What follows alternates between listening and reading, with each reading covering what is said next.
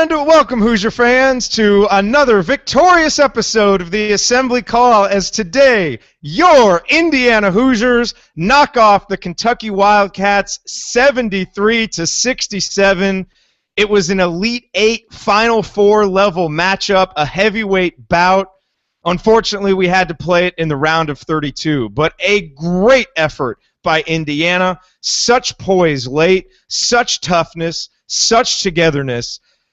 It is an absolute joy to watch this team play basketball, and we are lucky as fans to be able to cheer for this team, what they did, and we are going to break it all down on this very excited, very enthusiastic, very proud episode of the Assembly Call. Wow, what a game. What an effort by our Hoosiers. I am your host, Jared Morris. I am joined today by Ryan Phillips, and Will DeWitt is back, making his triumphant return.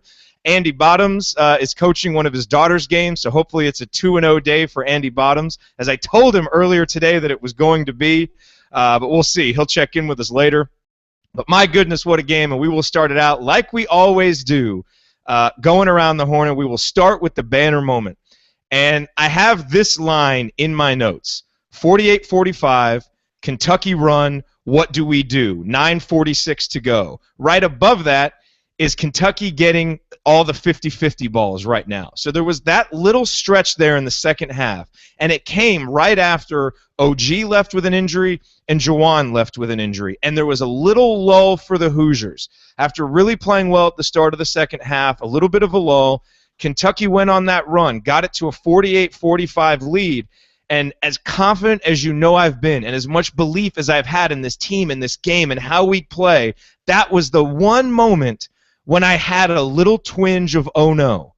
And that's what I wrote on my notes, is what does this team do?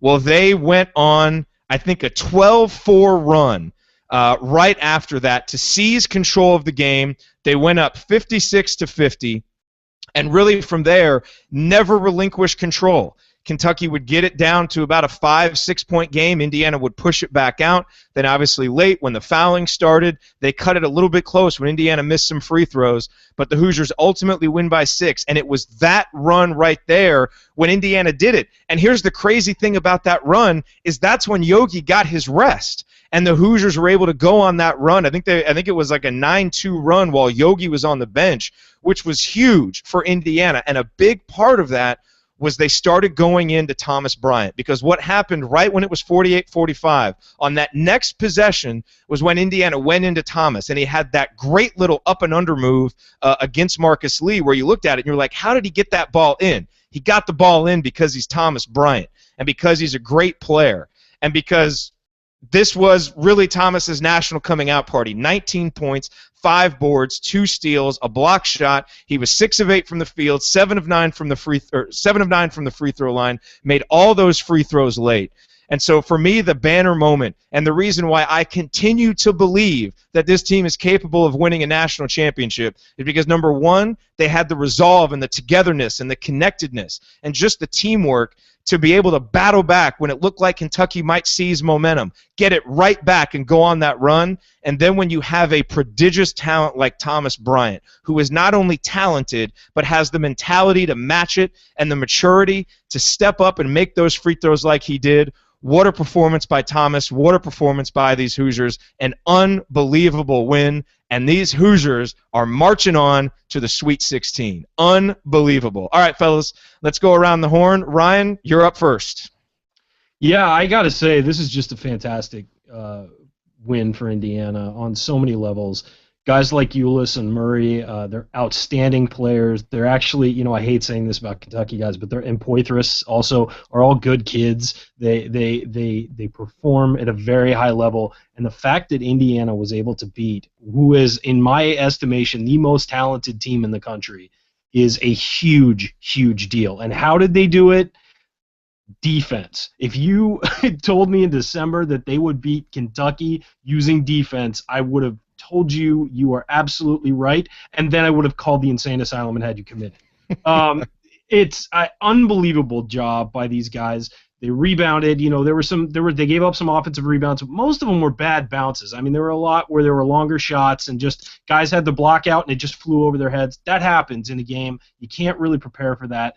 They were out-hustled a little bit early at times, They focused, they locked in, and they believed in each other. They all hunkered down and believed in each other. They were switching screens no matter who was out there and who was guarding who. And you know what? A lot of credit has to go to one man, and that's Tom Crean, for setting up the defense. For a lot of the game, he had OG Anunoby switch, not guarding two of the main players with Willis and Murray. He had to guard him late once Robert Johnson was out. But early on, he had him guarding Briscoe typically, and would switch on to Willis or Murray when Briscoe would pull the screen. And that was a genius move because it put the longer, more athletic guy on the switch. And you're expecting when you get a switch, you're going to get a worse defender. Well, they were switching. They were screening right into having a better defender, and that mixed up what Kentucky was trying to do. It really affected Murray. Really messed up his game. He's a phenomenal player who made some crazy shots, but he was really off from behind the arc, and Indiana frustrated him all day. Tyler Ulis had 27 points. That kid is unbelievable. The way he was finishing in the lane at his size and all that. But you know what? Indiana didn't let anybody else go off. Indiana played extremely well defensively. Everybody who was in there chipped in. Nick Zaislov was guarding Murray for long stretches of the game and did not embarrass himself. He played very hard and very well. And I think that's the difference with this Indiana team, and that's been the difference over the last few months is defense. And today they showed up, and they absolutely locked it down and played fantastic defense. And you got to give the credit to the coaching staff and to the leaders on this team for turning this season around, and it's all turned around with defense. Oh, that's a great point, Ryan. Will, your stat of the game. Yeah, I was looking at the stats here, and I was talking to you right before the show, and I said, how in the world did we end up winning this game looking at the stats? Well, finally, doing a little bit more deeper diving here, I found a few that kind of shed some light. In the second half, we made 71.4% of our two-point shots. Kentucky on defense is 10th in the country in stopping those shots, only allowing 42.3%. So we shot 30% better than they actually allow on average. So that's pretty lethal and that's pretty efficient. And on top of that, we had assists on about 70% of shots as well. We had 69.2% assist rate in that second half. So, a lot of team ball there, not a lot of one-on-one that we saw in the first half. Everyone was passing the ball, loved the ball movement. And I think the combination of just passing the ball around and staying away from those three-point shots, because they were not just, they weren't falling for us today, taking the time to put it in down low, I thought that that's a big reason why we came up on top. No, those are great stats, Will. And I'll tell you the other one, which piggybacks on what Ryan was talking about. Kentucky is the #1 offensive team in the country. I believe they entered today scoring 1.22 points per possession, something like that. It's #1 in the country.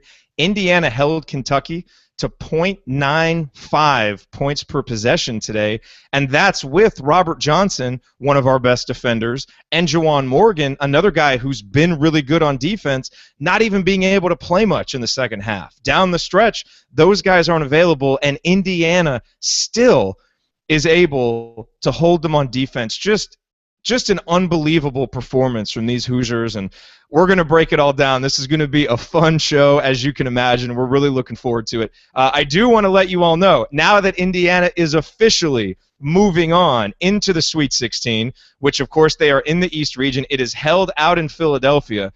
If you are looking for tickets, check out SeatGeek. They are, of course, the sponsor for the Assembly Call. And I think since SeatGeek started sponsoring us, what are we, like 8-1 or 9-1 or something, with only that loss to Michigan? So SeatGeek has been incredible, bringing us good luck and great ticket prices. But if you go to SeatGeek, you can either go to the website, SeatGeek.com, and there's a little button up top that says, how did you hear about us? Or download the free SeatGeek app, and you can use the promo code ASSEMBLY, ASSEMBLY.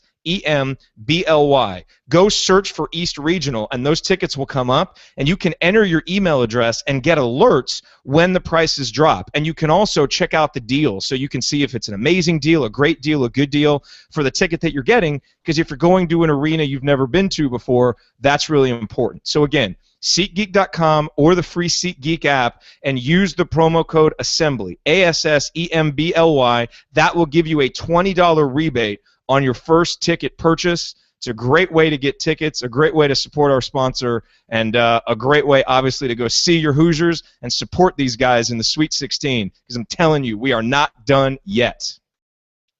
All right, everybody, you are listening to the Assembly Call IU postgame show. A jubilant, victorious episode as your Indiana Hoosiers win 73-67 today. And Ryan, you bring up a good stat here in our chat, which is only 2 blocks for Kentucky. And we talked about that as one of the keys. Look, some of the other keys that we thought were going to be huge didn't necessarily come to fruition, right? Indiana only shoots 6 of 21 from three-point range. Indiana's out-rebounded by Kentucky, 34-30. Robert Johnson doesn't play in the second half. Morgan gets hurt. If you had told me all of those things before the game, I would have really wondered how we're going to win this game. But it was some of those other hidden stats, like Indiana really being smart after a rough opening and being smarter with their drives and not getting blocked, especially a guy like Troy Williams settling in. And, I couldn't help but think that this game was very much a microcosm of the season, because if you think back to that first half, Indiana really looked out of sorts for the first 12 minutes of the first half. Kentucky jumped out to a 5-point lead, and then they just kept that 5-point lead, TV timeout after TV timeout, until a nice little run by Indiana to close the first half, where the Hoosiers went on a 16-10 run to take that 33-32 lead. And I thought a big part of it, Ryan, and this is what I want to talk with you about, was the offense. I thought we settled in a little bit more. Kentucky was really playing tough physical defense, and they weren't letting us make some of the passes that we normally make. But after really struggling to kind of adjust to the game, we did. And then I thought offensively we were much better, much more poised. And then in the second half, we turned that into a real focus to getting the ball inside to Thomas Bryant, where they had no answer. But a game that I thought really started out with John Calipari making a few chess moves that really worked, especially denying Yogi the ball, making Troy the point guard. I thought most of the moves after that were brilliant by Tom Crean, getting his guys in a position where they could succeed, and they did. Yeah, I think the offense was incredibly smart today. It started out kind of ragged, but again, when you're playing a team like Kentucky, who is that athletic and that long, and guys can get into passing lanes and they can keep up with you off of screens, even if they get bumped off, it's very, very hard to adjust to that. You're not used to seeing that. I mean, this is an uber talented team with a ton of NBA players. You're not used to seeing that every night, and so it does take some adjusting. You have to figure out your spacing. You have to figure out, okay, can I make this pass, or is he going to jump into the lane? Can I take this shot, or is he going to block it?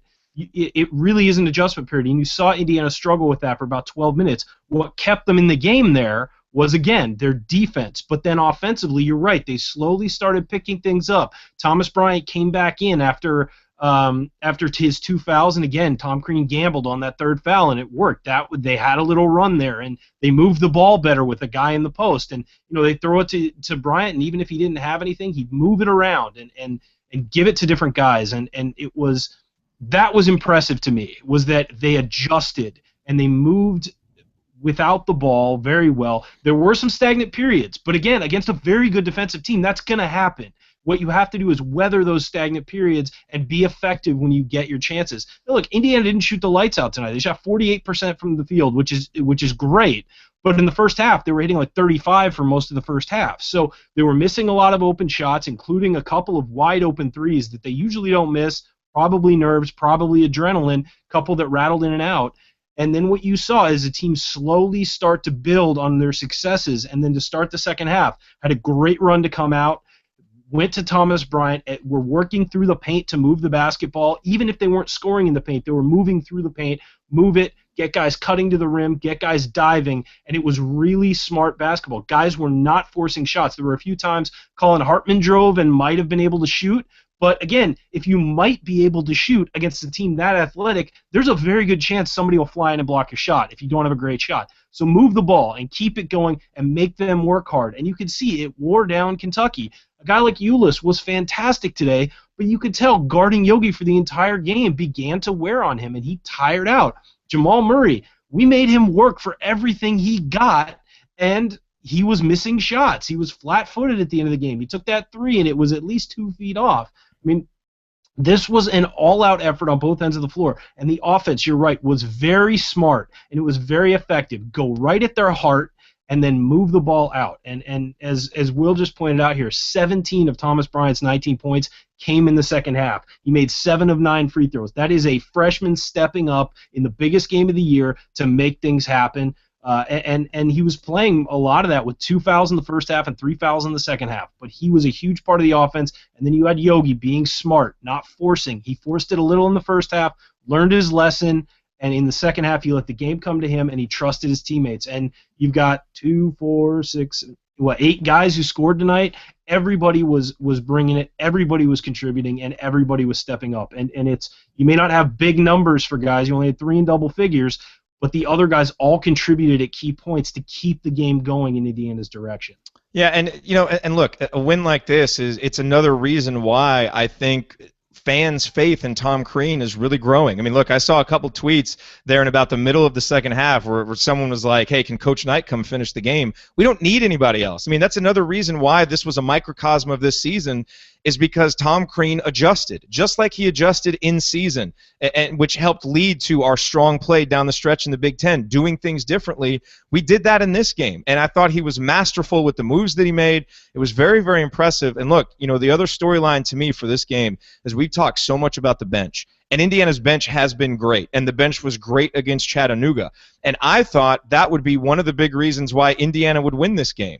And the bench was really big in the first half, because remember back to the start of the game when Indiana couldn't do anything. It was when OG and Max came in, and Robert Johnson, who made 2 threes, that really kept Indiana afloat, because they had like 13 of Indiana's first 15 points or something like that. But in the second half, it was the triumph of the starters, with Thomas Bryant, scoring how many of his 17 of his 19 points in the second half. Yogi finished with 18, and Troy Williams, who I thought was bad Troy early, because I thought not only was Kentucky forcing the ball into his hands, he was forcing the issue.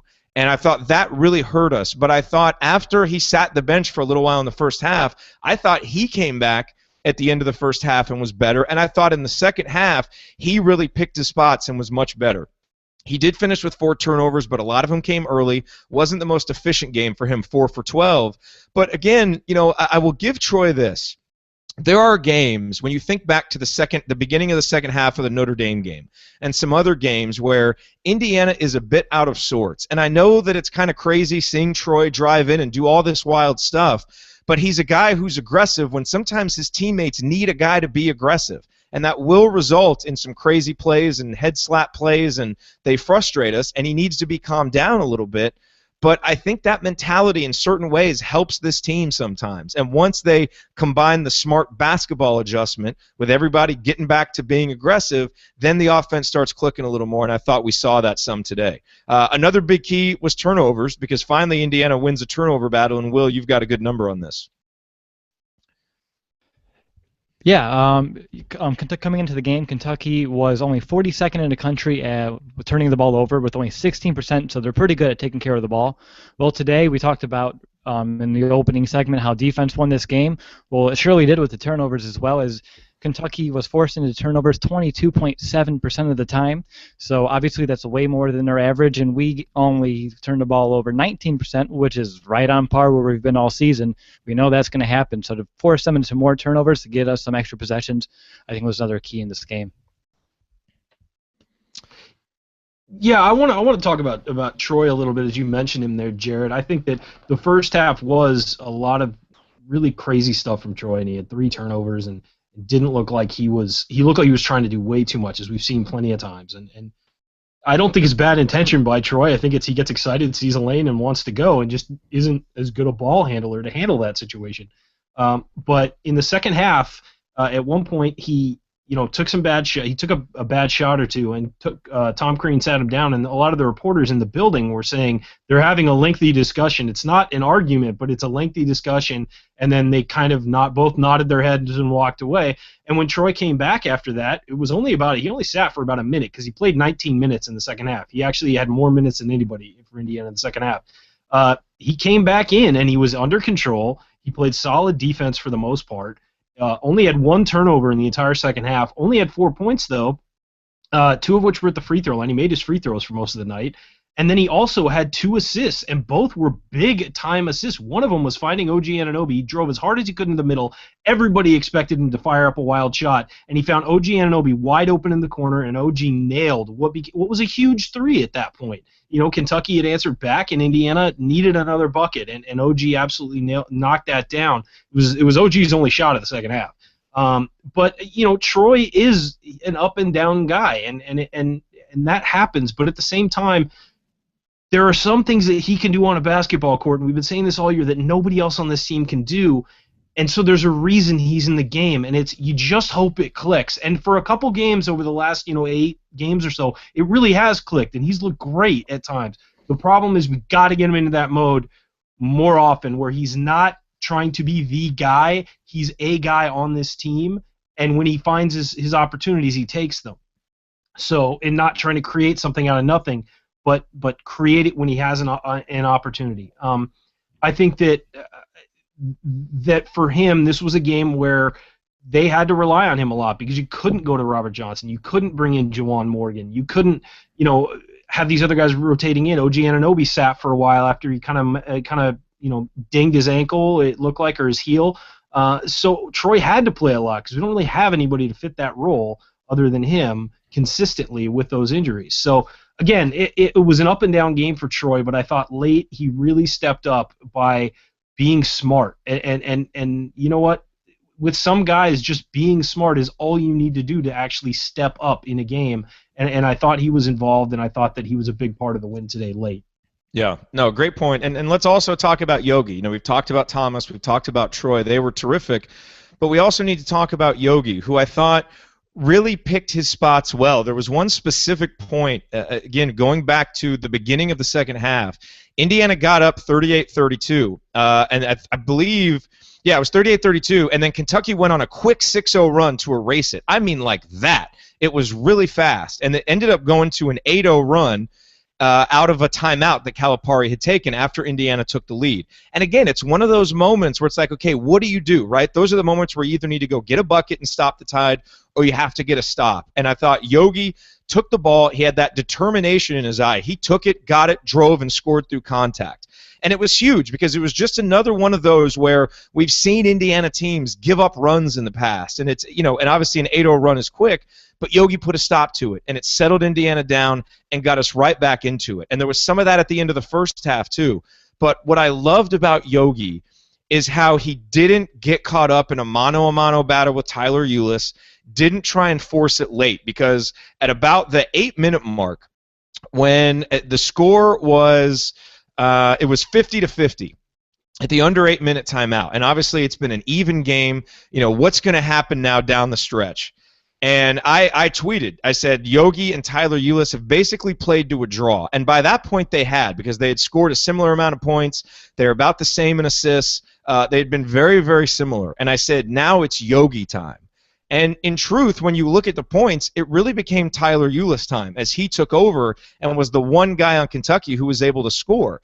And if you look at the box score, you would say, well, Willis outplayed Yogi. But what I loved about what Yogi did is that he was really good at going and getting the ball, breaking the press that Kentucky was having, making sure that he was available when Indiana players picked up their dribble, needed someone there, got us into the offense, but realized that we had such an advantage going down to Thomas Bryant and didn't try to play hero ball and didn't look at it and say, okay, Willis is scoring all these points, I've got to go get mine. He did what was best for his team and did what a point guard and a leader should do and realized we've got to go to Bryant. And in a lot of ways, Bryant got 17 of his 19 points because Yogi didn't try and force it. And that's just another layer of maturity for Yogi, who as a sophomore and junior, we saw so often play hero ball.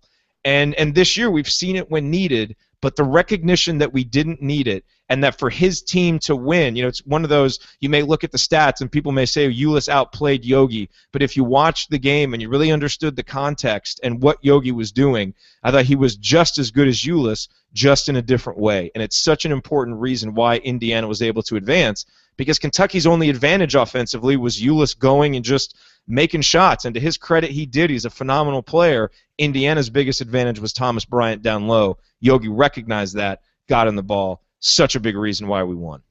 And Ryan, you want to jump in on Yogi? Yeah, Yogi, in the first half, I tweeted out that I thought he was trying to force it a little bit. I think that he got into that mode with Tyler Willis where, damn it, I gave up a point. Now I've got to answer back, and that's natural. That happens. You get caught up with the guy across from you and stuff, and I don't care if you're a senior or a freshman. That happens.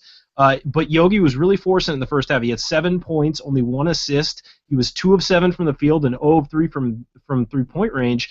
And he really took a few questionable shots, which we haven't seen from Yogi recently. But in the second half, it was his game. He was 4 of 6. He was so efficient. 4 of 6 from the field, 2 of 2 from the free throw line, hit 1 of 1 from 3, didn't force any bad shots, 11 points, 3 assists. He grabbed 3 rebounds. A few were very key late. And really, like you said, he let Willis do what Willis was going to do. I mean that's an All-American it's an All-American kid who went off, and he did what he did. But Yogi kept him contained to a degree. He did not let Willis take over the game.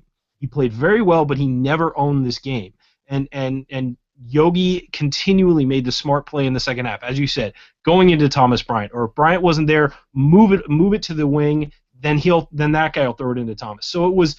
There were a lot of secondary assists from Yogi where he gave it to the guy who assisted to Brian. And in the second half, you can tell that we were moving the ball much better, and Yogi was the engine of that because the team had 9 assists on 13 field goals. So you're getting a lot of ball movement is what that means. And the second half in general was just better for Indiana on both ends of the floor.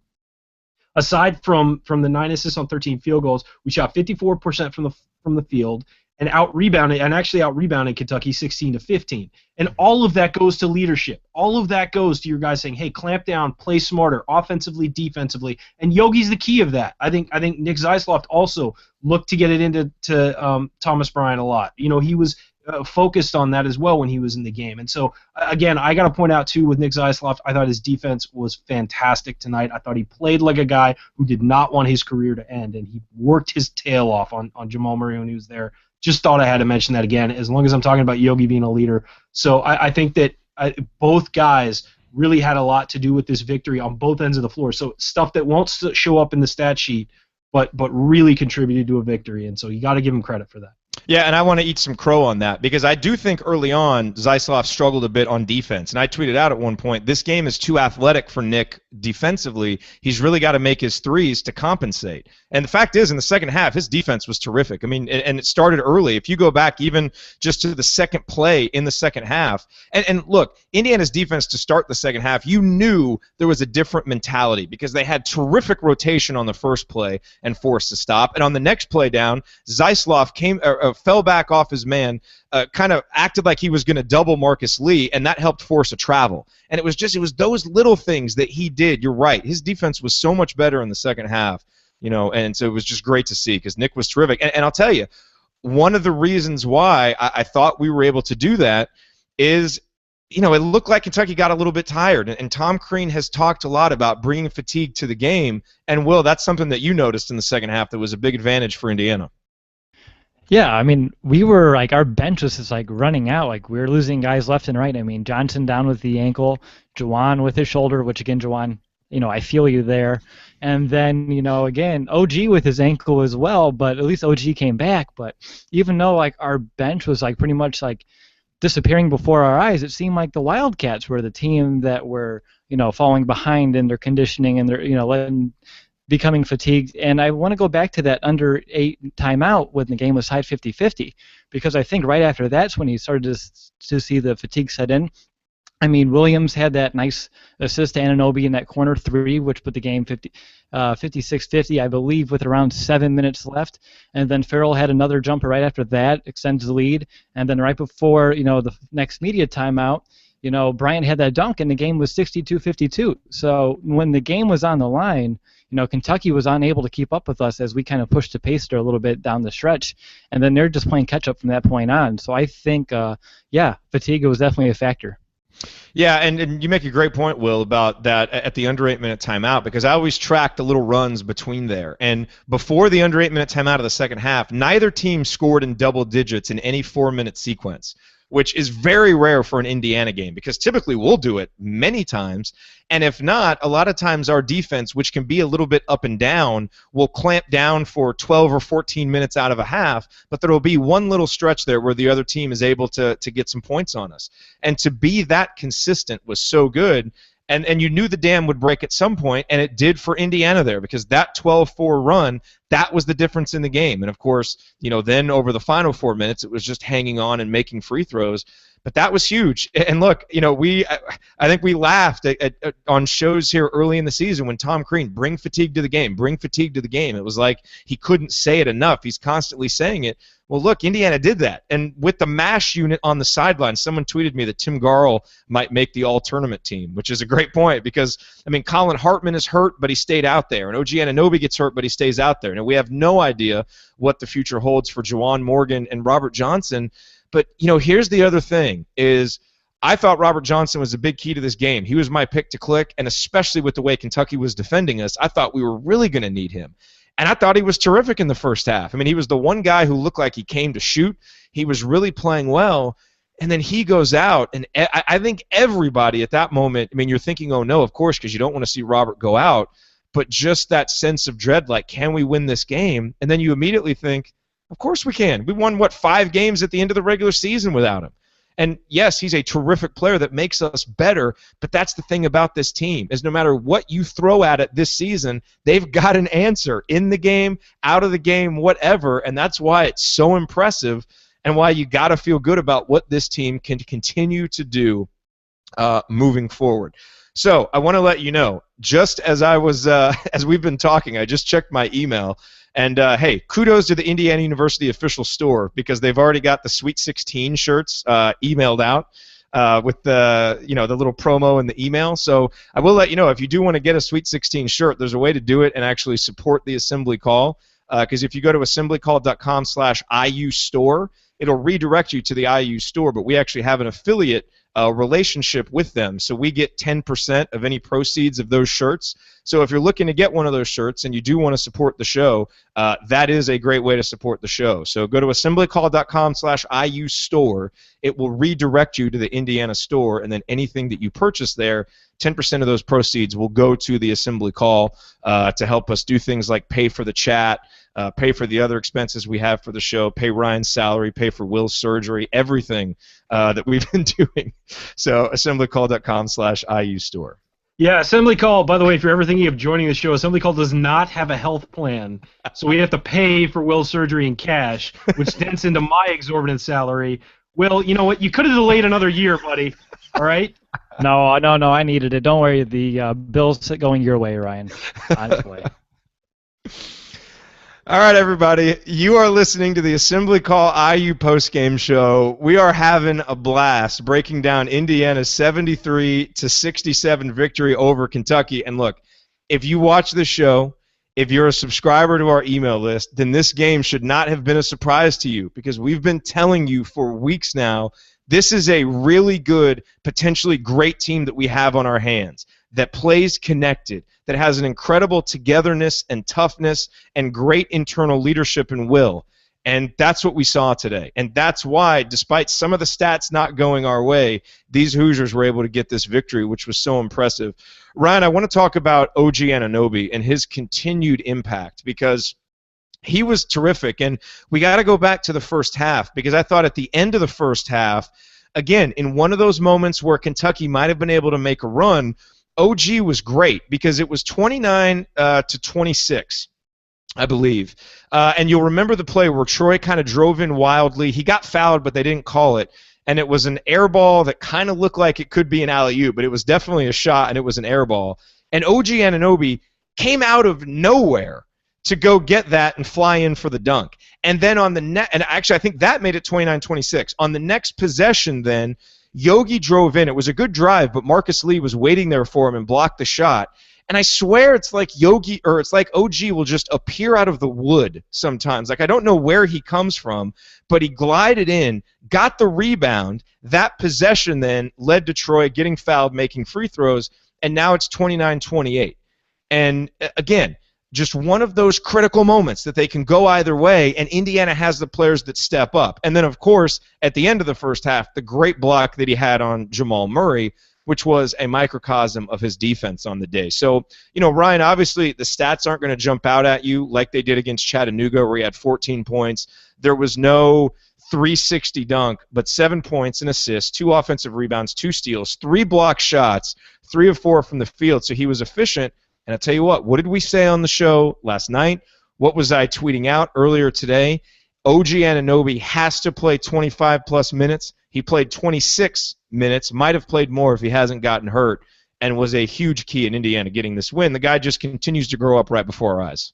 Yeah, I mean, he's a stat filler, man. I mean, even when he doesn't score in double figures, he's filling up the stat sheet. He had an assist, 2 offensive rebounds as well, 3 rebounds, 2 steals, 3 blocks, as you said, 2 turnovers. One of those was the play where he fell over hurt, so you kind of give him a pass on that turnover.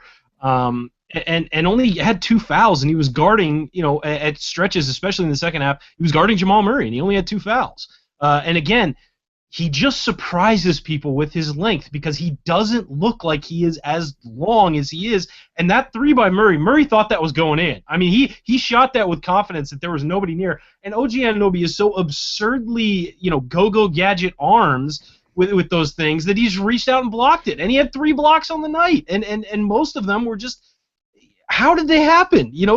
I've seen the guy do it all year, and I'm shocked when he makes some of these blocks and some of these steals where he reaches out and knocks the ball away on a pass where it looks like there's clearly a wide open lane there to pass the ball. He's just so good. I mean, if you put together a lump of clay of a basketball player, that is exactly what you want, And then to put it on top of it, usually you have to teach that kind of guy, okay, you're not that good at actually being a basketball player. We need to teach. He's there. He's smart. He's efficient. He doesn't waste opportunities when he has them. He's just a guy who is always doing the right thing and always in position. And he's made some silly plays during this year. But he's also a freshman, and you expect that. You expect out of a freshman, even a very talented one, you expect them to make about 40% of their plays to be kind of bad or not good. And OG is just blowing that up. He's so smart with the basketball, so smart defensively, and the fact that he could go up against Murray, who was one of the highly recruited guys in this class, one of the highest recruited guys in this class, and a guy who people are talking about as a top 5 NBA pick. OG Anunoby was barely a 3-star recruit. Nobody expected anything out of him this year, and he's out there shutting that guy down. His length flustered Murray, and that's why Murray was 1 of 9 from 3 on the night. I mean, that to me is the stat of the game. Unbelievable that. Sorry, Will, by the way, but that to me is unbelievable. That this team played such good defense and harassed Murray and got in his head and forced him to go 1 of 9 from 3 when he's one of the best 3-point shooters in the country. And one of those guys who can make them from anywhere at any time. And OG was a big part of that by getting those long arms out into the shooting lanes, getting in his face, and not letting him get open shots. And so, again, OG Anunoby, such a huge part of this Indiana team. He may be a freshman. There might be nights where he plays 15 to 18 minutes, but he is such a huge part, and the kid is a game changer. And it's so good to see him out there performing so good that he did not really get that, apparently did not look that injured. And especially with Robert Johnson going down early. I bet he probably would have played about 20 minutes tonight, but with Robert Johnson only getting in there for 10 minutes and going down, OG had to step up, and he absolutely did. And it's just another example of this team that I keep telling people, and you keep telling people, it's a special group, and guys step up for, not just step up because they're getting playing time, they step up for each other, and it's a different guy every night, whether it's Max Bielfeldt. Ryan Burton played 5 great minutes tonight. I mean, who saw that coming? He was active, and he was in there making a difference for those 5 minutes. And Juwan Morgan, when he was in, I thought played pretty well, grabbed some rebounds, guarded without fouling. I thought he got beat a few times, but, he contributed. Nick Zeisloft, even though he wasn't hitting threes, made his contribution. So it's all of these guys together. This is a true team. And whereas I felt Kentucky, and it's hard when you don't have long-term leaders to develop that chemistry, but I felt it was a team that relied way too much on two guys, on Willis and Murray. And those guys are so good that they can raise you to another level and carry you through a few rounds of the tournament and get you a lot of wins during the regular season. When it comes down to a knockdown, drag-out brawl, which is what this was today, it was a fight. Those guys were fighting hard, both teams. You need a support system, and Indiana has that. And it's so great to watch these guys all contribute and all step up and all be a part of this great run. I'm going to start a rant here since you're going to go ahead and throw out some stats of the game. But, no, all things aside, I just wanted to talk a little bit about, OG just a little bit here. I think he's our MVP. Not the most valuable player, but the most versatile player. And on top of that, Ryan, I forgot I was on the show last time, so I was going to ask if I was. But did you see the Indiana actual MVP Twitter account taking your OMG thing? I was just going to say that you might want to ask for some, compensation for that. Perhaps if we're going to take better than advertised biofilter, they're going to take your OMG. I'm saying you have a lot of influence, but don't get a big head over there, Mr. Phillips. But too late. Way too late for that, Will. Yeah, we know. Way too late trust for that. Trust me, Ryan, we know. But last night, hard time sleeping, with the shoulder here, and I think it was like 2:30 in the morning watching The Town on TNT, and they had like the promo for today, and OG's 360 dunk was on there, so he's getting some national attention here, and I'm excited, for him because all season, and I said this in the state of the game for the last email, he keeps improving in each and every game, and it's just cool to see that growth. There's not many players like him in the country, and it's kind of cool that he's on our side of the ball here. But I think that's all I had on OG. But I'm sorry for that little rant, Mr. Phillips. Next time, don't take my stat. Don't ever apologize to Ryan. Never again. You don't have to apologize to him. It's no cool. need, because I am not going to ever apologize to you. So cool. The turnabout is fair play, my friend. Okay, a couple interesting kind of odds and ends just looking at the box score. And Ryan, I'm glad you brought up Ryan Burton because a lot of people, me included, were wondering why Ryan Burton was in there for OG in the first half. Look, folks, the time for second-guessing Tom Crean, it's not right now. Tom Crean has a handle on this team. So all of those old quibbles that we have, the old habits of questioning substitution patterns and this or that, Tom Crean knows what's best for this team, and pretty much every button he's pushed since December 3rd has worked. So let's trust in that. I thought, Ryan, you made a great point about the rebounding in the second half because when we came on here for the halftime report, Kentucky was out-rebounding Indiana by 4. And I said, if Kentucky out-rebounds us again, we're going to come on here and it's not going to be a victorious episode. And the Hoosiers battled them to a draw. The other stat that wasn't good is that Indiana only had 4 assists in the first half on their 12 field goals. Indiana finished with 13 assists, so they got their assist percentage up over 50%, which was so important because too much in the first half was based just off the dribble. And in the second half, Indiana was able to create with the dribble, but then get assists and actually make good passes, which they weren't able to do as much in the first half. And I'll tell you another big key, a guy who has been really important for Kentucky. He was hurt there in the middle of February, but since he's come back is Derek Willis. And he's a guy who stepped up big in the Texas A&M game. Derek Willis today, 0 points. He did get 4 boards, but only got 1 look from three-point range. And interesting story about Derek Willis is that he was on an official visit to Indiana the night of the Watt shot. He was there. And he's a Kentucky kid, so there's probably no chance of him ever coming to Indiana. But for some reason, it just seems kind of poetic that he was there, and now the last game he'll ever play against Indiana turns into a loss. But I thought it was big because he's been a really big part of what they do, and to be able to hold him down like Indiana did, like you said, Ryan, Willis and Murray, they got theirs, but they scored 43 points on 38 shots. So they got their points, but they weren't very efficient. They really had to work for it.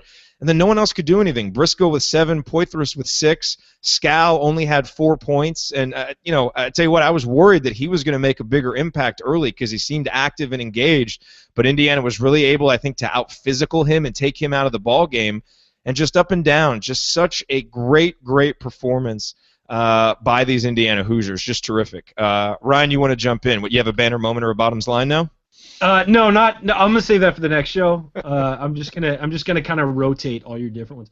I think that when you look at the Ryan Burton substitution, I saw some people like, what the hell is Burton doing in the game? Well, look, when other guys are dropping out with injuries, you got to put somebody in.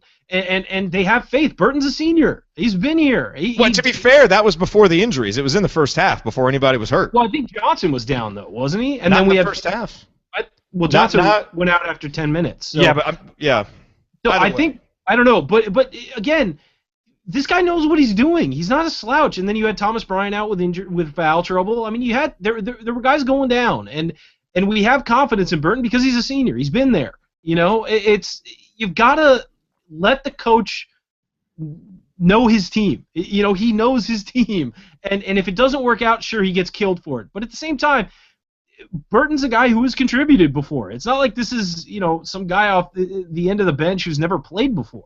And so I think that given the matchups, given the size of some of the guys in Kentucky, he actually made sense to bring in, whereas a guy like Nigo didn't make sense to bring in because he's smaller and Kentucky has a lot of length and a lot of size.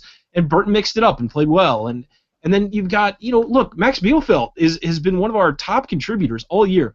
Only played 15 minutes tonight, made a 3, only had 5 points and 4 rebounds.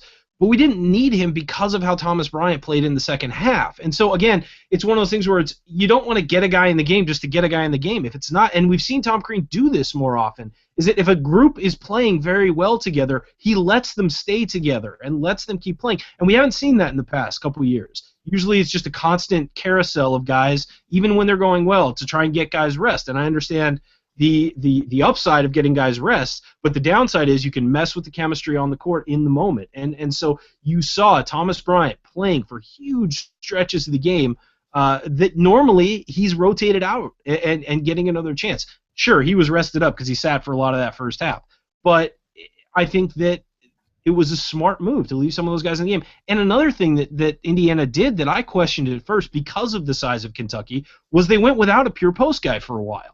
And I thought, well, what are they doing? That's going to leave the inside open. Kentucky never took advantage of it. They went with Collin Hartman as the big man, essentially, and OG, and left the post open, and Kentucky never exploited it. And as long as they weren't exploiting it, that gave Indiana a chance to spread things out and open driving lanes. And so it was a smart move. It was a really smart move that I questioned instinctively because I'm thinking, okay, our advantage is in the post. What's going on there? Like, why aren't we exploiting that? But it worked out because it was smart, and Indiana was better defensively because they could switch everything. So, again, these are moves that the coach is going to make because he knows his team better than we do. And we've been covering and following this team for a long time, and he knows them better than we do, for sure. Mm-hmm. And that shows up on a consistent basis and has been showing up or on a consistent basis over the past few months.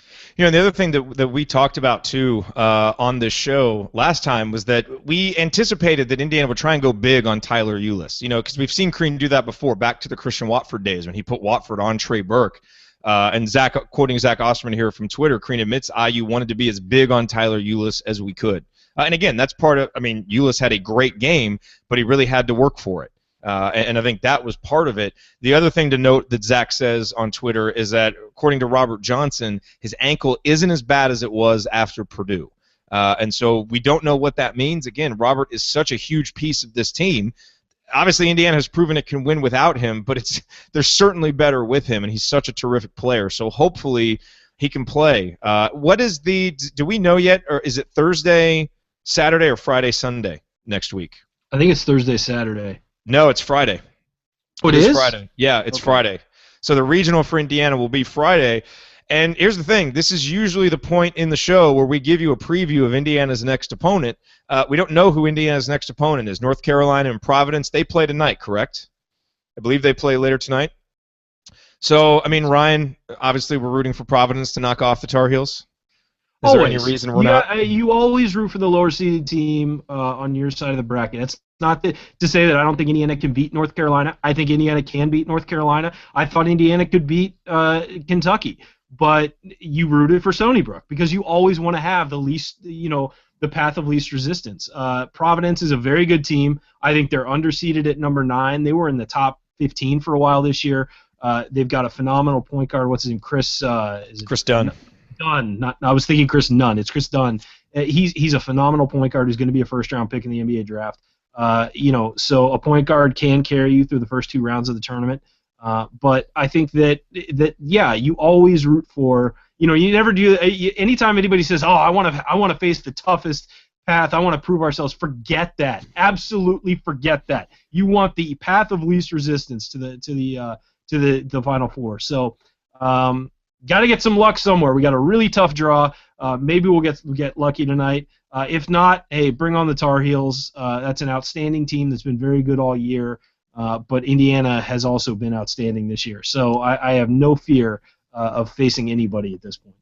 Yeah, and some good news here from Justin Albers on Twitter. He said that Crean thinks that both Rojo and Morgan are going to play next week. Obviously, those are injuries that are going to probably reoccur at some point, so hopefully they can get those as healed up as possible and get some rest so they can get some valuable minutes in there. I would hope that they don't play too many minutes and re-injure themselves for the Elite Eight, but let's not get too far ahead, right, guys? Yes. Slow down, Junior. Slow down.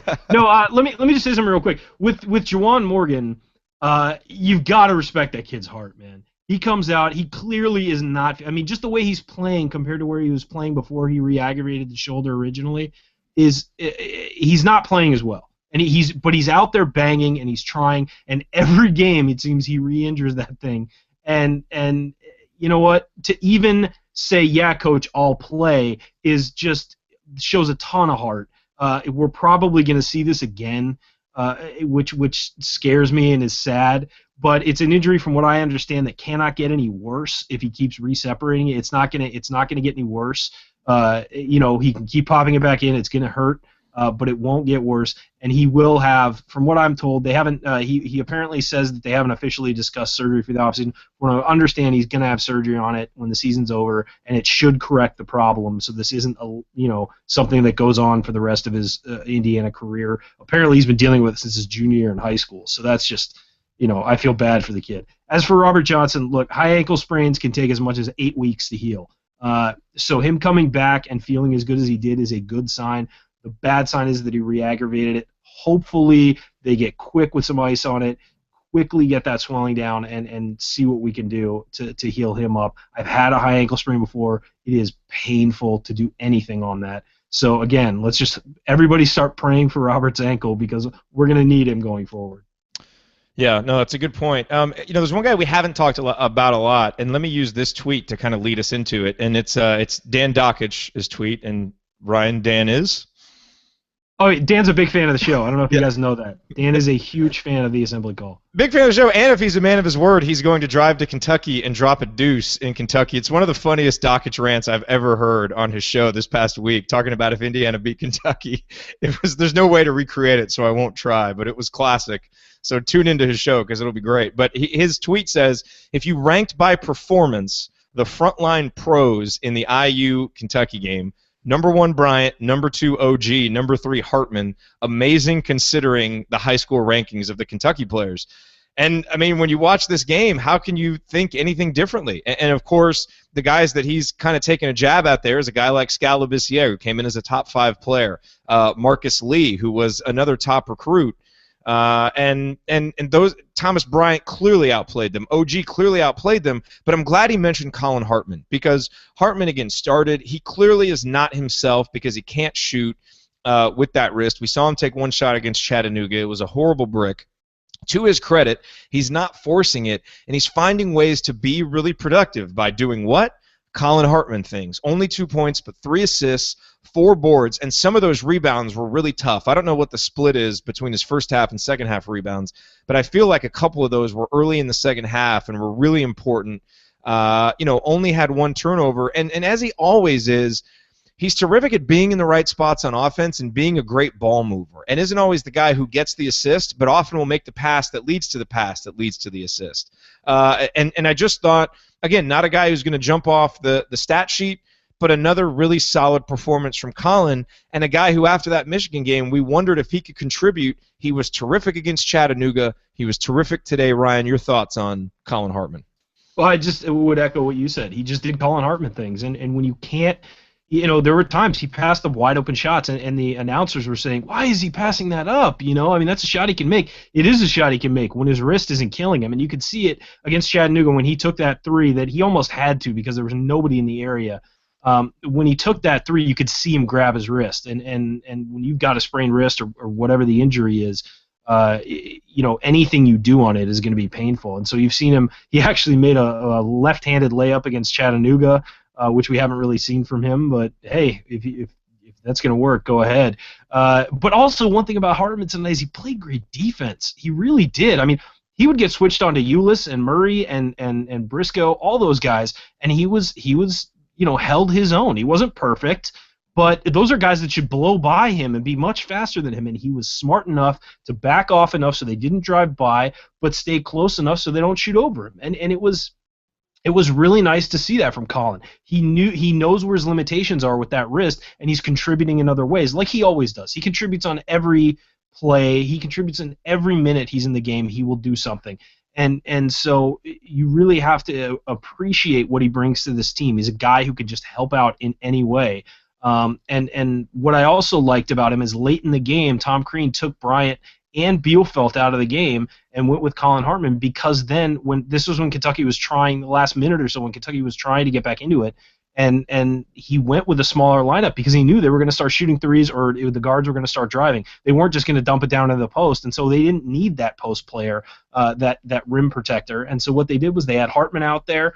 They had him, that allowed them to switch all the screens, that allowed them to protect against the drive by having quicker guys, and his versatility really helped in that moment. So again, things that don't show up in the box score, like OG Anunoby, like Nick Zeisloff today. Things that don't show up in the box score are often as important as the things that do. And so seeing Collin go out there and play his butt off and not necessarily score the way we know he can and not hit three-pointers and things like that, that's fine because of what he contributes on the other end and what he contributes, as you said, the pass that leads to the pass, that's the assist, things like that, driving in and kicking out, moving the ball, all of those things are incredibly important to this team, and he provides those. And so every game you see from Collin, something that helps this team win, and oftentimes it's multiple things that help this team win. A couple other really good quotes from Tom Crean here, Brody Miller of the IDS, and this echoes what you were saying, Ryan. Crean makes sure to bring up Zeisloff's development again, says he guarded Jamal Murray for a lot of the game and contained him pretty well, which is true. And then Justin Albers quoting Crean, talking about whoever Indiana's next opponent is, saying, I don't think anybody's got too much that Kentucky doesn't have.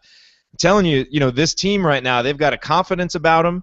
They've got a swagger that, isn't a cockiness, but there's just a confidence about this team. And that's the thing. I mean, while Indiana didn't play well in the first 12 minutes of this game, and I know everybody was starting to get a little bit nervous and a little panicky, and it's like, man, we just don't look like ourselves, Indiana didn't panic. And that's why Kentucky was never able to extend it past a 5-7 point lead there early. I mean, they got up 9-2, but Indiana, came back, scored a bucket. I think Bielfeldt maybe scored that bucket to make it 9-4, and it kind of hovered at that 5-point deficit. But it's the kind of spot where you feel like Indiana teams of the past would have panicked. This one didn't.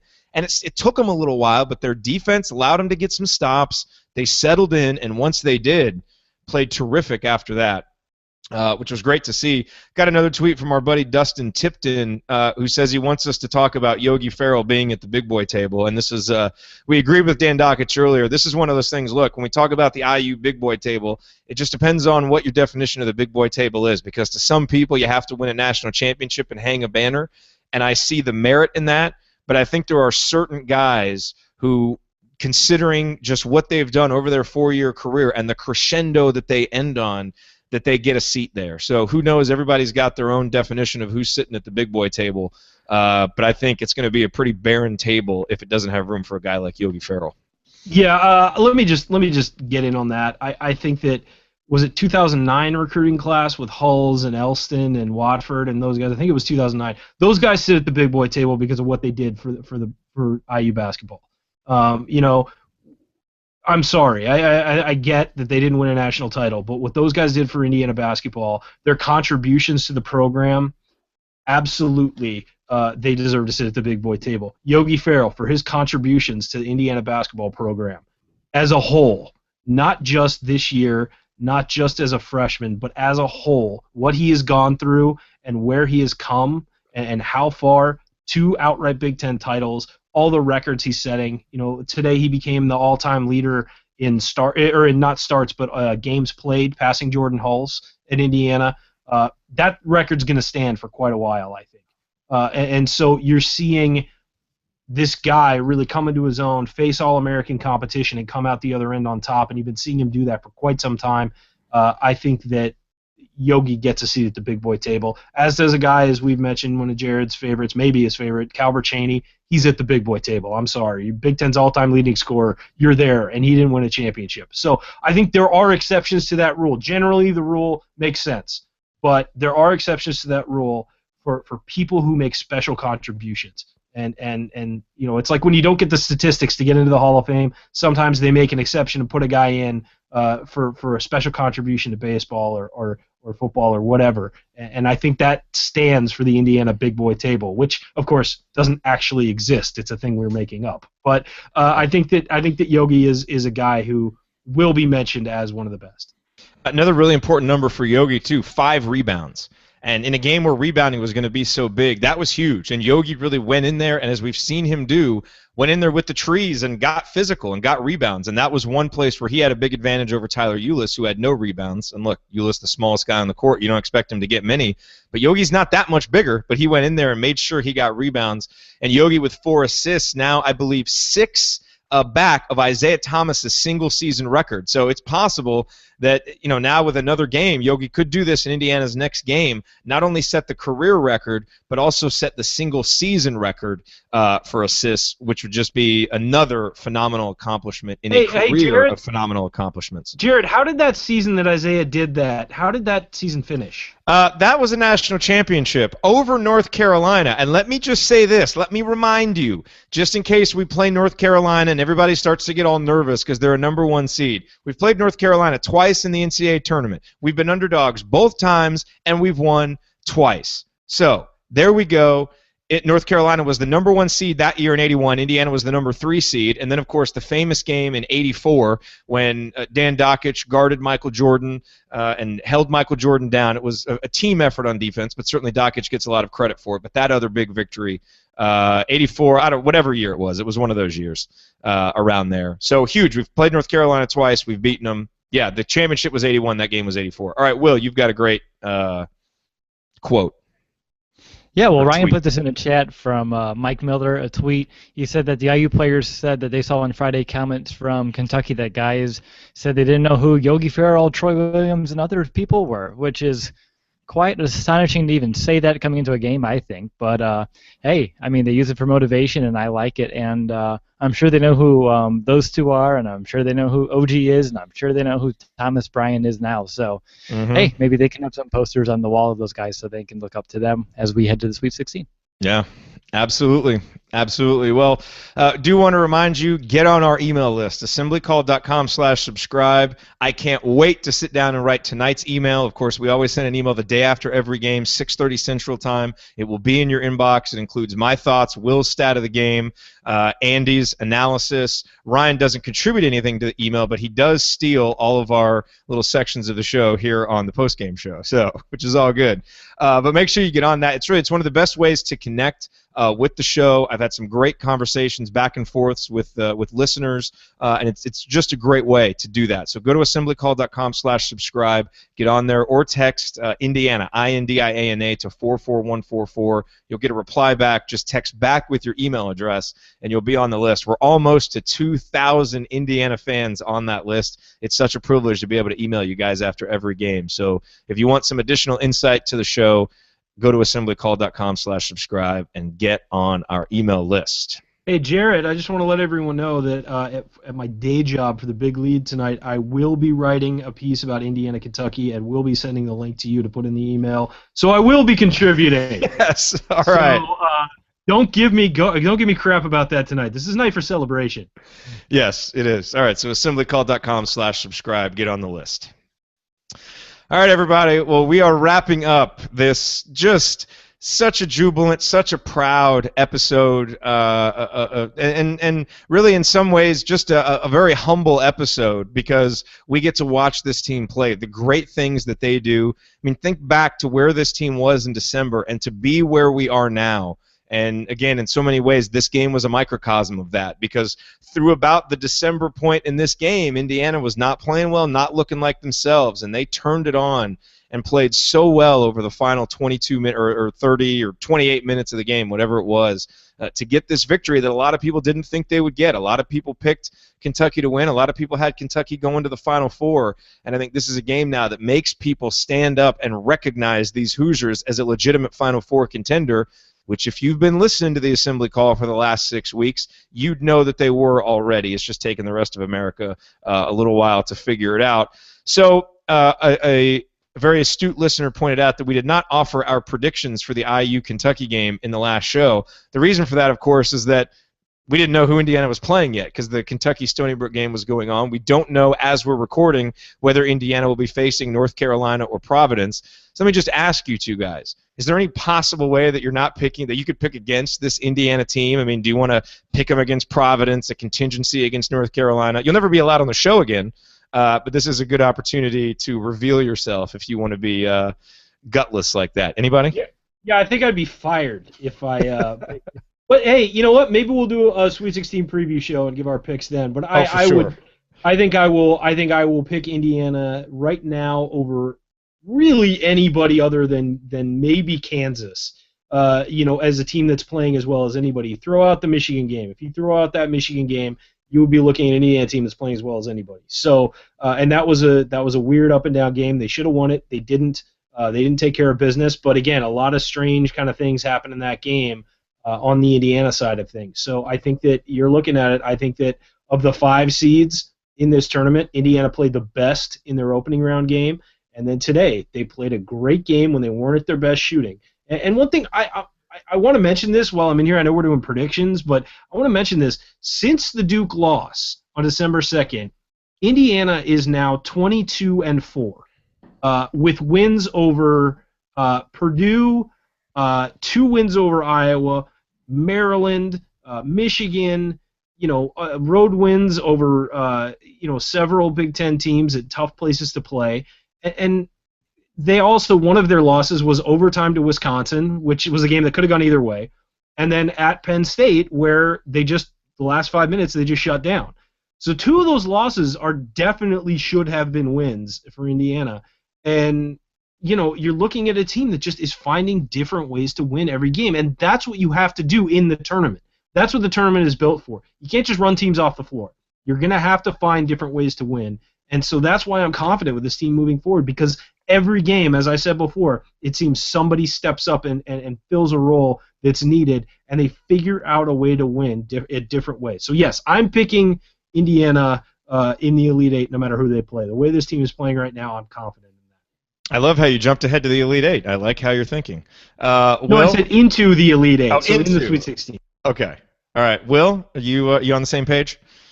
Yeah, I'm on the same page. I mean, who can pick against Indiana? And I don't want to get kicked off the show, so I'm going to go ahead and go IU. Hey, interesting. You look at the KenPom numbers. Indiana's defense after today's performance is now up to 55th in the country, which is unbelievable for where this program was to where they are now. And what's crazy about this tournament is if you look at the top 11, 5 of the top 11 teams in KenPom are no longer in this tournament anymore because Michigan State, Kentucky, Wichita State, West Virginia, and Louisville all not in the tournament anymore. Indiana now up to 13th in the country. They actually jumped ahead of Purdue with today's victory, so that's a nice little thing to see there. But it's been a crazy tournament, and Indiana has just been unbelievable. I mean, you feel a little bit of that unease after the Michigan game because it's like, okay, we played well down the stretch. A lot of those games were at home. Are we going to be able to carry this into tournament play? Because, look, outside of, really, I mean, you think back to that Indiana team in 2011-12, and they really looked pretty good in their first couple of tournament games, although that VCU game, came down to the last minute, but Will Sheehy makes that shot. But you felt like that team was playing well. And then they just happened to run into a buzzsaw. I feel like that team would have beaten any other team in the tournament except for Kentucky in the Sweet 16, and they gave those Wildcats a good game. That was by far the best team in the country. They won the national championship, and so you feel like you were robbed a little bit of seeing that team go further. The 2013 team never seemed in that tournament like we had seen them during the season. And you've seen that from this Indiana team in the Big Ten tournament, in Maui, in the Big Ten tournament this year, where it's like we get into tournament play and what are we? We're not the same. But this team, outside of maybe just that first little opening stretch against Kentucky, which they clearly rebounded from, is playing its best basketball in the tournament. And it's yet another narrative of this program under Tom Crean that is getting completely flipped around. And it's not wishful thinking. It's not, Tom Crean sheep that are just, or people that are lowering the bar, the standard for IU basketball. It's Tom Crean and the team shattering narrative after narrative with how they play, with their toughness, and with their execution and their adjustments. And all of these things that we've said Indiana can't do under Tom Crean, and they're doing, and it's why they're still standing heading into the Sweet 16 and why we're all so damn proud of them and so excited to be cheering for them. All right, let's go to last call, fellas. It's time to close up shop and go watch the rest of these tournament games. Mr. DeWitt making his triumphant return from shoulder surgery. It's great to have you back. By the way, I had two people, I don't know if you saw this, a couple of people tweet me earlier today asking if you were going to be on the show. One person used the hashtag #FreeWillDeWitt, so it was great to see, and it's great to have you back, man. Really glad you're back on the show. Wow, I'm going to have to check that out. That's pretty cool. Wow, that makes me feel pretty special. But speaking of special, I mean, what a game for the Hoosiers, right? I mean, I can't even put into words like in the last call like how I feel besides just overjoyed because it's been an incredible run. We're still dancing here in March. It's fun to be a part of it. It's fun to watch this team grow every step of the way. Just some of the little things like, remember early on in the season, Thomas Bryant would just run out of gas in like 3 to 4 minutes out there. And then today in the second half, he was poised down the stretch and he played like 17 minutes. And he wasn't gassed at all. So it's just cool to see a little bit of growth, with all the kind of players like that. And like I said in the beginning of the show, looking at the stats, I was wondering how in the heck we won this game. But we've said it. It's the heart and the determination of this team. They don't let anybody faze them. They know they can beat anybody. They have that mentality, and I think that mentality is going to carry them a long way. I'm excited to see where they're going to take it. One more thing real quick. A quote from Max Bielfeldt that I forgot to mention earlier that kind of made me laugh. He said that he's never been to Philadelphia, but from what he's heard, he has to get a cheesesteak. So I think the biggest question headed into next week, if he's going to go to Geno's or Pat's. I heard those are the best two places in Philadelphia.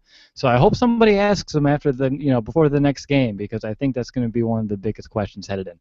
But no, I think heart and determination for this team is, it's been the sentiment all season, and I think it's all just kind of coming together right now. And even though we're having all these injuries that are kind of frustrating to watch and see, because you don't want to see these kids get hurt because they're putting it all on the line. They're making up for it. And I think that, other people are stepping up, and I love to see that from this team, and I'm excited to see how they're going to continue to do that here in the next game. So that's going to be my last call. Great job. Well, by the way, something amazing in our chat here. This is from our buddy Apex Hoosier, who says Mike Miller just tweeted something amazing. A teary-eyed Tom Crean just walked over and hugged Emmett Holt in the first row. So apparently Emmett Holt was at the game, and Tom Crean walked over and hugged him. Or I don't know the backstory here, but that's an amazing story. We'll have to get more on that. But Emmett Holt was at the game. Yeah, he was at the game. He was playing JUCO ball in Iowa, and he came to the game, and apparently during part of the game, walked over and greeted all the IU parents and family that were there. Emmett, and just, this isn't my last call, but Emmett is, from all accounts, from what I understand, is a very good kid who made a couple mistakes, and just because of the status of the program at the time was needed to be removed. And, I wish him, and I think we all wish him the best of luck. He seemed like a good kid, and so moving on. But, that's great that they're, sort of a no hard feelings thing there. And I appreciate him showing up to support his former teammates. I agree. But, going on to this team, Emmett Holt or not, this is a special group, people. And I've been saying it for a couple weeks that what they have a chance to do is something very special. And they closed it out when everybody questioned whether or not they could close out an outright Big Ten title.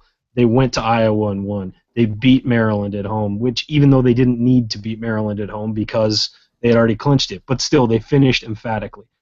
Big Ten tournament, okay, that was a rough one. Let's get that out of the way.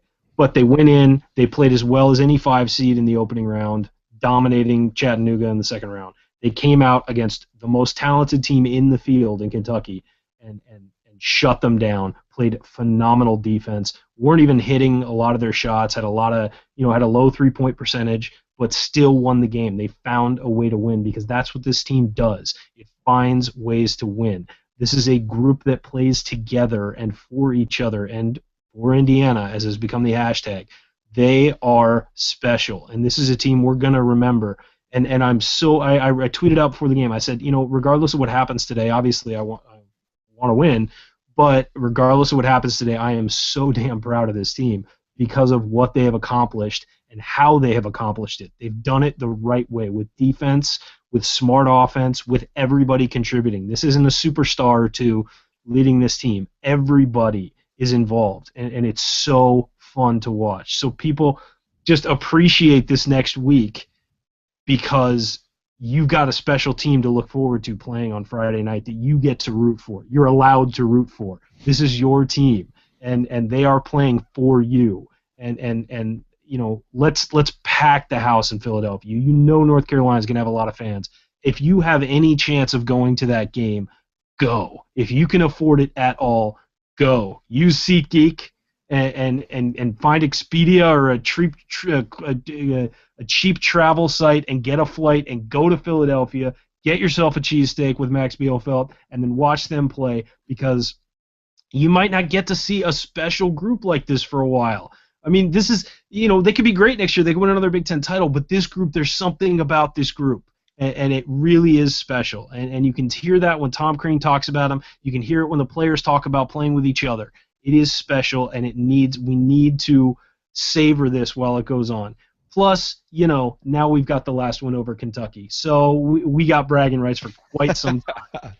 Yes, we do. Very well said, Ryan. And so well said on this being a special group. A couple things here. Number one, Ryan, you talked about for Indiana, and let's not forget that is a major moment in this season when Tom Crean told these guys after Maui, you got a lot of guys, a lot of you are playing at Indiana. You got to play for Indiana. And I think the guys really seem to take that to heart and to play together and to play for the cream and crimson. When you see guys playing hurt and playing with so much energy and stepping up, as Ryan said, not just for themselves and not just getting theirs, not just because they're supposed to, because they feel a duty to the guy next to them. And that's what great teams do, and their coach is doing the same thing. And when we entered this season, the team that a lot of us thought that could be this year's team ceiling is those 2011-12 Hoosiers, which I think for a lot of us, look, the 2012-13 team holds a special place in all of our hearts too, for winning the Big Ten title and for making it to the Sweet 16 and for having a great season, for being number one, for so much of that year. But I think for a lot of us, it was even a more, just viscerally, it was a more special experience with the 2011-2012 team, because not much was expected. You had the win over Kentucky. That team was playing its best basketball at the end of the season. It's the only other Tom Crean team to do that. And I'll tell you what, I just saw a tweet from a guy that who knows what his impact is, but you got Derek Elston now on the bench for Indiana. And obviously he was there, such a big part of those teams, and now he's on the bench. And it's just all these different things adding up that make this a special group. And we've spent so much time over the past, kind of 3 years wanting to recapture that feeling of excitement that we had about those Hoosiers and what's around the next corner and believing that anything was possible. And just seeing them have such a joy about them with the way that they play, this team has that. And it's what makes them such a joy to watch. And like Ryan said, even if we had lost today, all of that would have been there if these guys had played like they did, and if maybe a couple shots go in other directions and Indiana loses this game. But that's the thing about this team, is the toughness and the grit and the will and the belief and the togetherness and the connectedness that they have. I'm telling you, that matters. And as they say, ball don't lie. And that's why some of those shots are going in for Indiana, and some of those free throws are bouncing in, and some of those rebounds are going to us, because there's just a will about this group that makes it so. And none of us have any idea how long it will last. It could end the next game. It could go all the way to Houston. We have no idea. I just know I will be cherishing every minute that we have left to watch this team play, because as I said at the start of the show, we're fortunate to watch this team play. We're lucky, and I'm just so glad that we have 40 more minutes, because more than the wins and needing a win or wanting to go further in the tournament or being able to buy another T-shirt or being able to go to another regional, man, I just want to watch these guys play for 40 more minutes. And you have a special group when it's not just about the end result and about the W, but it's about the journey and the experience. And I'm enjoying every minute watching this team. I know you are too. and we're so lucky that we have 40 minutes left with them. And, of course, we'll be here with you on the assembly call after all of those games. I'm sure we'll do a show next week previewing Indiana's next opponent. Plus, we got to get Andy in here and get his thoughts because he wasn't able to be with us today. But a great win for Indiana. Enjoy the rest of this weekend watching all the games. Your Hoosiers are moving on. Your Hoosiers beat Kentucky. What a win. What a team. We'll talk to you next week.